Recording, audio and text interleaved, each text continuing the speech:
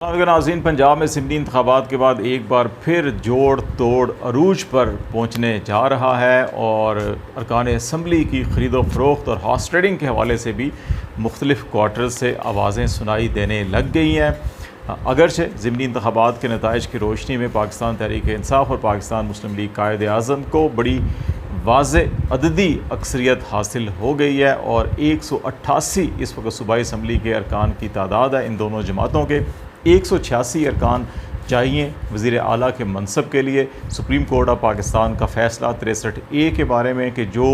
लोग मुनरिफ होंगे उनकी वोट राय शुमारी में शामिल नहीं होंगे, इस वाज़ेह ऐलान के बाद भी अभी भी बहुत से लोगों को जो इस वक्त PDM का इत्तेहाद है उनके कैंप के अंदर ये बातें की जा रही हैं कि पाकिस्तान तहरीक इंसाफ या कायद आज़म लीग के बाज़ अरकान सूबाई असम्बली को ये राग़िब किया जा सकता है, उनको तरग़ीब दी जा सकती है, उनको कायल किया जा सकता है कि वो उस असम्बली इजलास से गैर हाज़िर हो जाएँ जिसमें वज़ीर आला का इंतखाब होना है। और इस तरह हमज़ा शहबाज शरीफ साहब सेकंड पोल के अंदर जो मतलूबा 186 नंबर है वो तो शायद हासिल ना कर सकें, लेकिन जो हाज़िर अरकान हैं उनमें अक्सरियत हासिल करके वज़ारत आला के मनसब पर कायम और दायम रहें। ये एक राय इस वक्त इस्लामाबाद में गर्दिश कर रही है। दूसरी तरफ एक राय ये भी गर्दिश कर रही है कि पाकिस्तान तहरीक इंसाफ और पाकिस्तान मुस्लिम लीग कायद आज़म का जो इत्तेहाद है और इसमें बिलखसूस जो पाकिस्तान मुस्लिम लीग क्यू है वो मज़ीद अरकान असम्बली जो हैं PMLN के उनको कन्विंस कर रहे हैं और उनके इस्तीफ़े भी शायद 1-2 दिनों में आने वाले हैं। बहरहाल इस सूरत हाल में क्या होता है ये तो अगले 1-2 दिन ही बताएंगे, लेकिन ज़्यादा अहम बात इस वक्त जो है वो ये है कि इस सारी सूरत हाल के नतीजे में पाकिस्तान तहरीक इंसाफ के सरबराह इमरान ख़ान साहब ने जो अपनी फ्यूचर स्ट्रेटजी है उसको हतमी शक्ल दे दी है और उसका भी सिर्फ एक पहलू अनाउंस किया है जो उन्होंने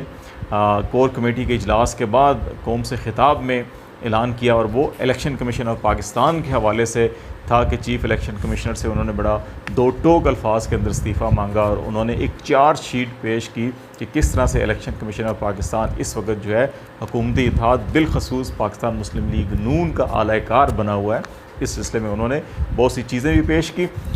उसकी तफसीलात में तो हम नहीं जाते, लेकिन उन्होंने ये एक वाज़ेह डिमांड करते हुए साथ 2 चीज़ों की इंडिकेशन दी है कि एक तो उन्होंने ये कहा है कि वो इंतखाबी इस्लाहात के लिए तैयार है उनकी जमात, लेकिन पहले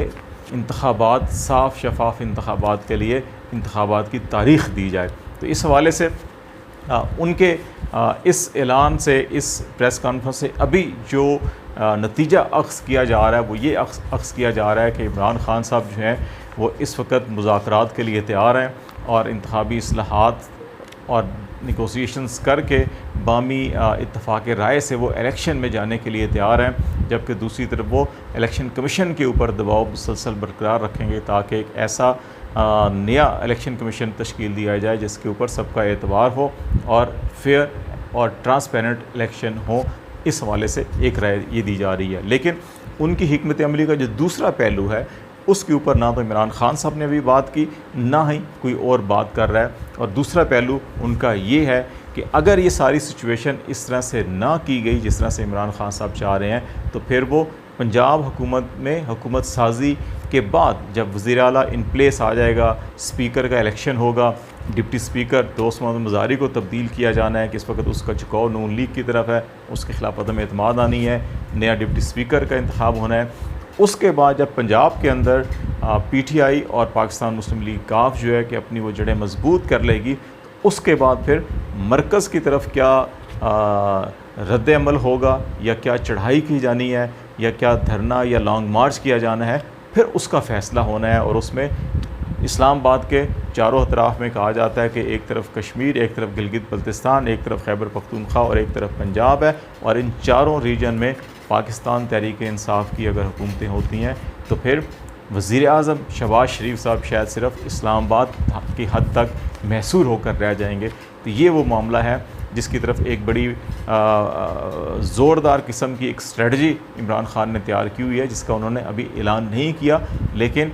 अगर सूरत हाल इस तरह से स्मूथली आगे नहीं बढ़ती तो फिर शायद वो दूसरा तरीका इख्तियार किया जाएगा।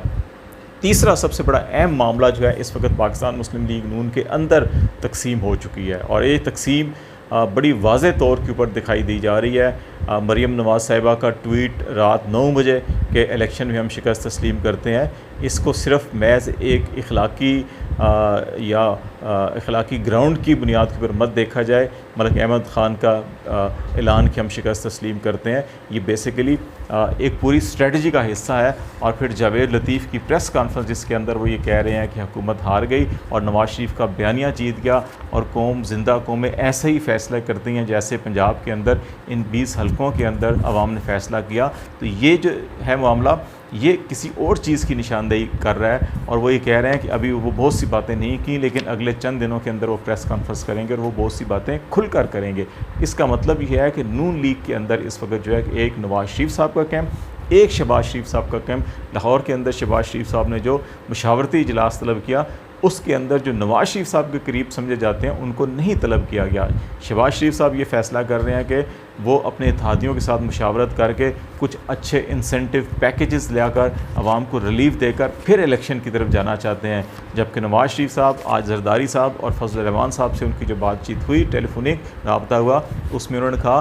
कि वो तो पहले से ही इस चीज़ के हामी हैं, एतराफ़ करते हैं कि हमें हुकूमत साजी के मामले में नहीं पड़ना चाहिए था, हमें बराह रास्त इलेक्शन में जाना चाहिए था, अदम एतमाद के बाद हमें इलेक्शन में जाना चाहिए था, हुकूमत साजी नहीं करनी चाहिए थी। तो ये सारी चीज़ें जो हैं ये इंडिकेशंस दे रही हैं कि नून लीग के अंदर इस वक्त दो राय हैं और नून लीग बटी हुई है। शहबाज शरीफ साहब जरदारी साहब के बयानिए के ज़ेर असर के जरदारी साहब की अभी ये ख्वाहिश है, जैसे हमने पहले कहा कि पंजाब के अंदर एक हॉर्स ट्रेडिंग के लिए कोशिशें की जा रही हैं।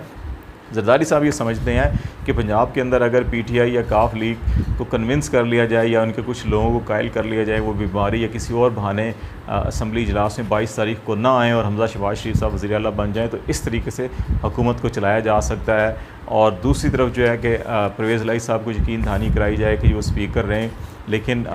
ये शायद इतनी इसके अंदर जान नहीं है। लेकिन जरदारी साहब के बारे में है कि वो लाहौर में डेरे डालने जा रहे हैं और ताकि वो इस किस्म की जोड़ तोड़ कर सके। देखते हैं कि क्या वो इसमें कामयाब होते हैं नहीं होते। पहले तो अलीम ख़ान और जहांगीर ख़ान तरीन के ज़रिए से वो कामयाब हो गए थे ये ग्रुप बनाने में, लेकिन अवाम ने जो फ़ैसला किया क्या उसके बाद भी मज़ीद लोग इस किस्म की कार्रवाइयों के लिए तैयार होंगे या नहीं होंगे, ये बड़ा एक सवालिया निशान है और इसको देखना पड़ेगा। लेकिन सबसे अहम बात जो है वो सबसे अहम बात यह है कि इस वक्त नून लीग के अंदर जो दो आरा हैं और तकसीम है, और जो मरीम नवाज़ शरीफ का बयानिया था, जो नवाज़ शरीफ का बयानिया था जिसकी अक्कासी जावेद लतीफ़ और मलिक अहमद ख़ान कर रहे हैं, क्या नून लीग जो है कि वो कितना अरसा इसको सस्टेन कर सकेगी, ये सबसे बड़ी अहम बात है। लेकिन दिखाई यही दे रहा है कि जो अभी 19 तारीख को जहाँ सुप्रीम कोर्ट में एक तरफ नैब कवानीन और इनके ख़िलाफ़ जो पीटीआई की पिटीशन है उसके ऊपर समाअत शुरू हो रही है, उसी वक्त जो है कि पीडीएम के जो इत्तेहादी सरबराहान हैं उनका इजलास भी मशावरती तलब कर लिया गया है और उसके अंदर भी अब ये लाएमल तय किया जाना है कि आगे कैसे बढ़ा जाए। फिर ये भी देखना होगा कि उस लाएमल के तहत क्या एमक्यूएम, क्या बलूचिस्तान अवामी पार्टी और दीगर जो छोटी जमातें हैं क्या वो इनके साथ चलने के लिए तैयार होंगी या नहीं होंगी। ये सारे वो बड़े अहम मामलात हैं जो निशानदेही इस तरफ कर रहे हैं कि जरदारी साहब की लाख कोशिशों के बावजूद शायद ये सिस्टम जो है वो जुलाई से आगे तक ना जा सके और मामलात इंतखाबात की तरफ ही जाएँ। और अगर शहबाज शरीफ साहब, फजल रहमान साहब और जरदारी साहब जिनकी राय ये है कि इस वक्त जो पब्लिक ओपिनियन है, जो इस वक्त आवाम का मूड है वो पीटीआई के हक़ में और इस वक्त इलेक्शन में जाना जो है ख़ुदकुशी के मुतरादिफ होगा, जबकि नवाज़ शरीफ और दीगर जो आरा रखने वाले हैं उनका ये ख्याल है कि हुकूमत में जितनी देर ज़्यादा रहेंगे उतने ज़्यादा मुश्किल फ़ैसले होंगे, उतनी महंगाई होगी, उतनी पेट्रोलियम मसनूआत की कीमतों में इजाफा होगा।